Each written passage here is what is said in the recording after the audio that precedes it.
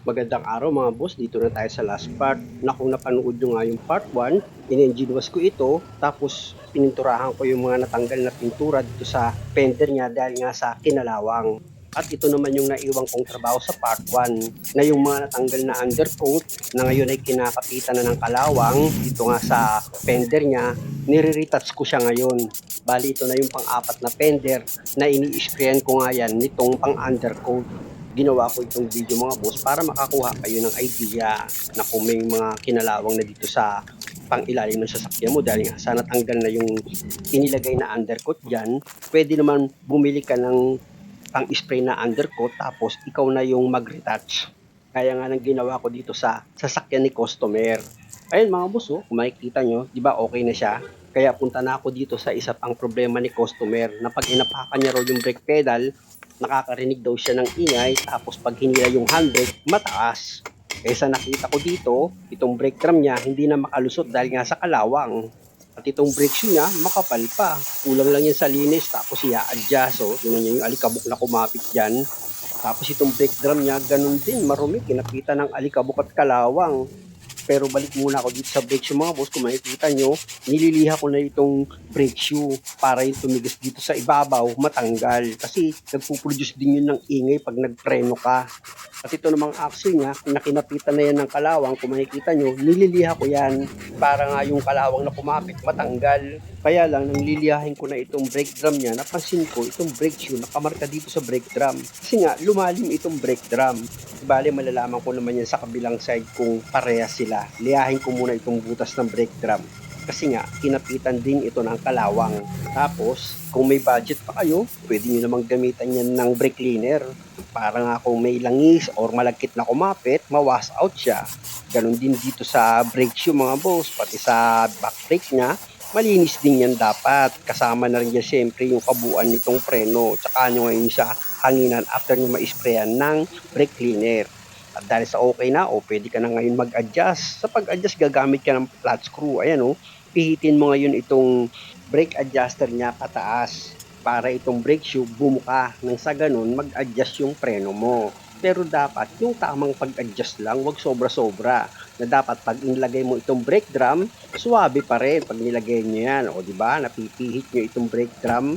Pag okay ka na dyan sa pagkaka-adjust mo, syempre dito sa kabilang side, importante na linisan mo rin yan, tapos i-adjust mo rin itong preno niya. Importante na pag nag-adjust ka naman ng preno, dapat balanse. Hindi pwedeng sa kabilang side mahigpit, tapos dito maluwag. Ito nga yung sinasabi kong problema kay customer, kaya maingay itong preno niya. Kumapit na itong brake drum sa axle niya dahil nga sa kalawang. Tapos itong ibabaw ng brake shoe niya, parang sunog Matigas kasi masyado nang nililiha ko. Sa palagay ko, papatakbo itong naka-handbrake. Kasi nga, itong brake drum niya, makintab yung pinaka-disc. Tapos, nagmarka na yung brake shoe dahil nga sa lumalim siya. Kaya nga sinabihan ko si customer, pag laging ganyan yung mangyayari, di magtatagal, mapapalitan na itong brake drum niya. Ayun mga boss, tignan nyo itong brake drum niya, ang kintab, di ba? Tapos malalim siya. At ito naman pinakagilid niya, kinapitan ng makapal na kalawang. Kaya kailangan mapagtyagaan ko matanggal yung kalawang dyan para pag ibinalik ko mamaya itong drum brake, hindi ako mahirapan. Pati itong butas mga boss, nakita nyo, di ba? Niliha ko na rin yan. Pag okay na, hanginan ko na yan mga boss. Tsaka ako ngayon siya i-sprayan ng brake cleaner. At para walang marka ng brake cleaner, punasan ko pa itong disc niya. Yan. Tapos, balik na ulit ako dito sa brake shoe, liyahin ko muna itong axle niya. Kasi kinapitan din niya ng kalawang Para pag inilagay ko nga yung brake drum niya, hindi na ako mahirapan. Pag okay na, gamit ka ng flat screw. I-adjust mo na ngayon itong brake adjuster niya. Ganon din mga boss, pag inikot mo yung ipin ng brake adjuster, pataas. Pag okay na, pwede mo na ngayon ilagay itong brake drum mo na dapat pag inilagay mo nga yan, maluwag, hindi siya masikip. Para pag nasa biyahe ka na, hindi manikit yung preno mo. At dahil sa okay na ito mga boss, syempre, ang huling gagawin ko dyan, ilalagay ko na itong gulong na dapat itong mga nut niya, maayos yung pagkakahigpit nyo. Tapos, punta ka na ngayon sa driver side para ma-check mo na ngayon yung gawa mo or yung pagkaka-adjust mo ng preno na pag tumaas na nga yung brake pedal mo, pati itong handbrake kasama rin yan sa mag-a-adjust. Kung dati mataas yan pag hinila mo, ngayon maiksi na yan dahil nga sa nag-adjust ka ng preno. So okay na ako diyan mga boss, dito naman ako ngayon sa inisprayan ko ng undercoat. Dito nga yan sa ilalim ng fender niya. Hinawak-hawakan ko yan mga boss para sigurado nga ako na tuyong-tuyo na itong inispray ko na undercoat. So far mga boss, tuyong-tuyo na siya. Kasi nga, yung mga ganitong pang-spray lang, madali lang yan matuyo. 1 hour lang, tuyong-tuyo na yan. Pwede mo nang itakbo itong sasakyan. At kung makikita nyo naman mga boss, kahit na hindi ko linya yung pag-undercoat, maayos naman yung pagkakagawa ko. Kumbaga, hindi nakita ng bulag yan kung pangit yung pagkakagawa ko. Dahil nga sa ang mahalaga sa akin, yung request ng customer, nagawa ko. Kaya dito naman ako sa pangalawang gagawin ko mga bossing, yung paglinis nitong headlight dahil nga sa akala mo meron siyang katarata. Ayan oh, hindi ko na pinakita sa inyo yung paglinis ko dyan. Pero nakita nyo naman yung before niyan eh. Ayan, natanggal ko na yung katarata niya. Okay na yan mga boss.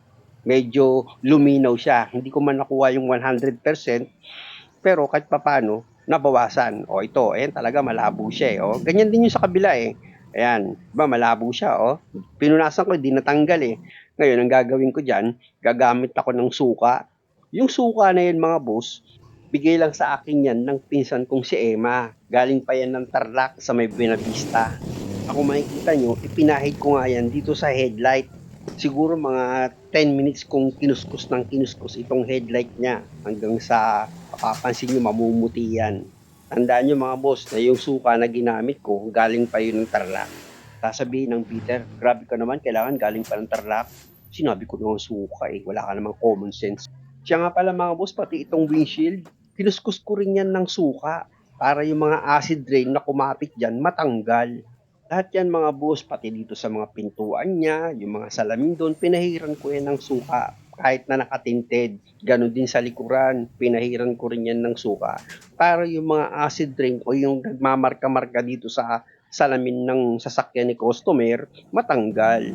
O tignan natin, papasok tayo dito sa loob ng sasakyan niya, kita nyo, clear na clear yan. O, di ba, tanggal yung acid rain.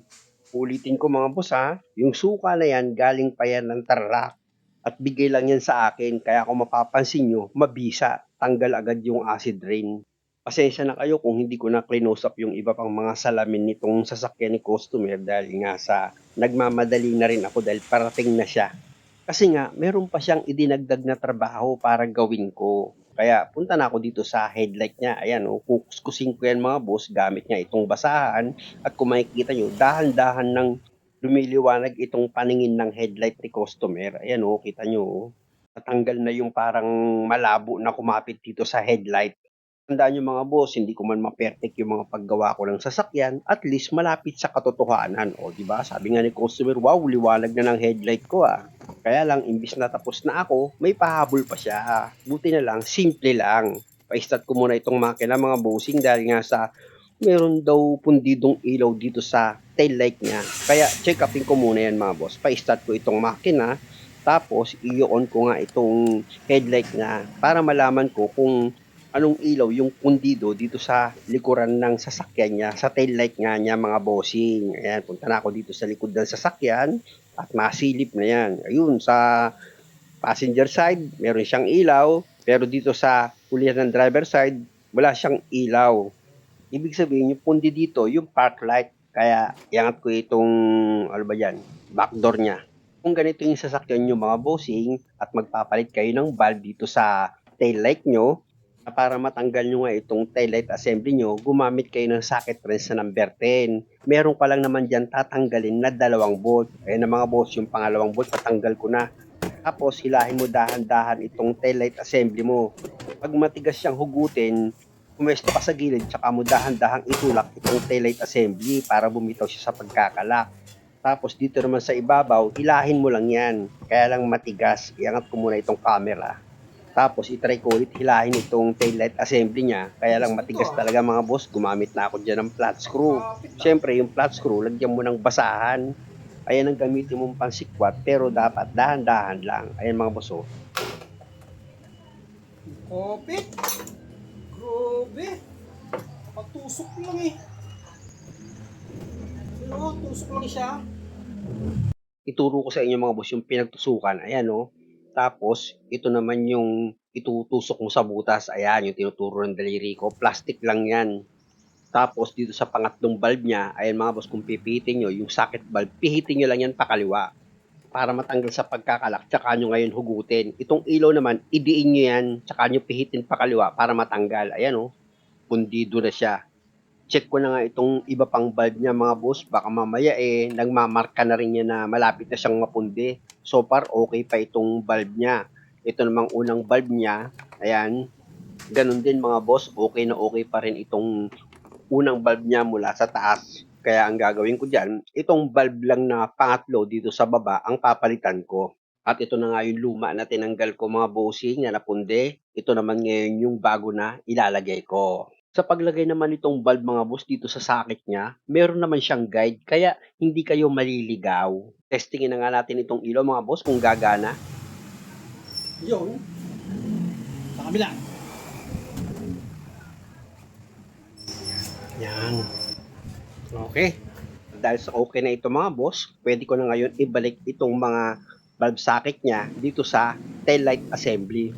Gaya nga ng sinabi ko mga boss na kapag nilagay nyo na itong valve socket niya dito sa tail light assembly, meron naman niyang guide na kapag naisentro nyo na siya sa guide niya, itong valve socket, pihitin nyo lang yan pakaliwa para mag-lock itong valve socket. Nang sa ganun, syempre, hindi na siya mabunot. At dahil nga sa okay ka na dyan, pwede mo na ngayon i-position itong tail light assembly mo.